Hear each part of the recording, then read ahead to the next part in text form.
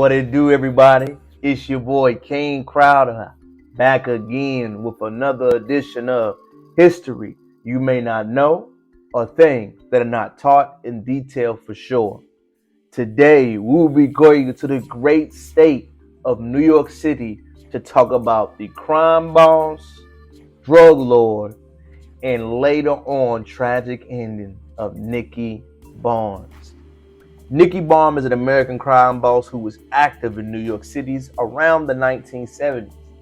In 1970s, we gotta understand New York City's crime boss had to report to the great Nicky Barnes. He was born Leroy Nicholas Barnes, born October 15th, 1933 in Harlem, New York City, from a black American family. People don't realize that Nicky was a great student growing up, but he had to leave his house due to his father and his alcoholic ways. The corner boys where Barnes grew up, better known as the drug dealers, came to Barnes to support him because he needed income and money. Most people didn't know that Nicky had a heroin addiction for several years until his 20s. When he spent time in jail, it forced him to become sober, in which he never ever used drugs again. While he was in the joint, he met Joey Gullo, better known as Crazy, of the Colombo crime family. He was a heroin dealer and he had a lot of connections with the Italian gangsters in that area who controlled the heroin market. Nicky, known for his social skills and bright acumen, ran into this gentleman and formed a relationship.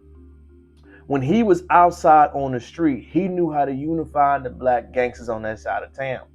He organized his union. He organized his unions around there using his black connections, and used the districts where he had the music and other guys in that area.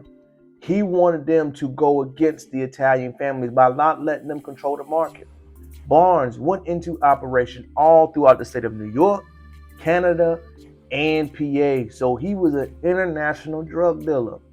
It was said that by 1976, he had over 7 lieutenants and also a dozen mid-level distributors who worked almost 40 levels of drug dealing. Think about this for a second. This gentleman went from a zero to basically having a corporation working his product. Barnes was extremely intelligent when he washed his money by having car dealerships. So he opened up a dealership of Bentley, Maserati, BMW, Volvo, Cadillac, Lincolns, and Thunderbirds.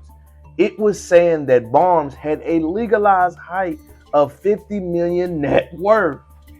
And the New York Times mentioned that he only wore exotic tailored suits, the finest clothing and jewelry.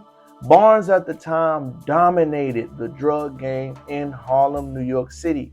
He worked with people like Mr. Untouchable, Frank Lucas, and others of the sort. Mr. Barnes' main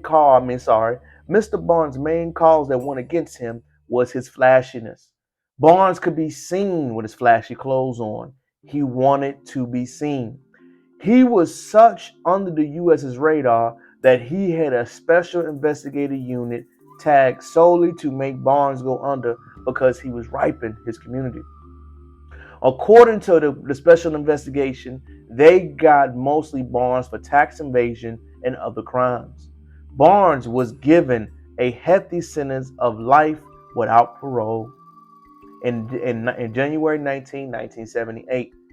According to Barnes, while he was in prison, everybody knows when somebody goes to prison, their life completely stops. Barnes decided to become a federal informant. He forwarded almost 109 names of city councilmen, wives, and other people he helped indict and get their freedom. Barnes also indicted 44 other drug traffickers, 16 who were ultimately committed. His testimony implicated 8 murders while he was in prison for federal crimes. Nicky Barnes earned his high school diploma, taught his other fellows in English, and became a model citizen. People don't realize that after Barnes became informant, Rudy Giuliani decided to reverse the life sentence of Nicky Barnes due to his good history. He was resentenced to 35 years in jail and earned 2 months off the sentences for everyone that was released.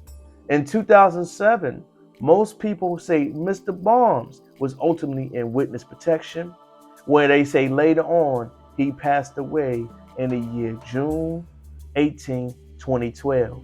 He was under a different name, and no one really knows that Barnes passed away.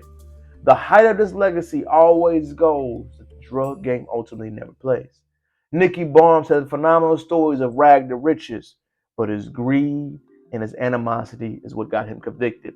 Nicky Barnes should be showed about as what you can do of somebody at the highest crimes, but you will always see as you move later down the line that it never pays. There is no loyalty in the drug game. There is no faith, and Nicky Barnes ultimately suffered that fate.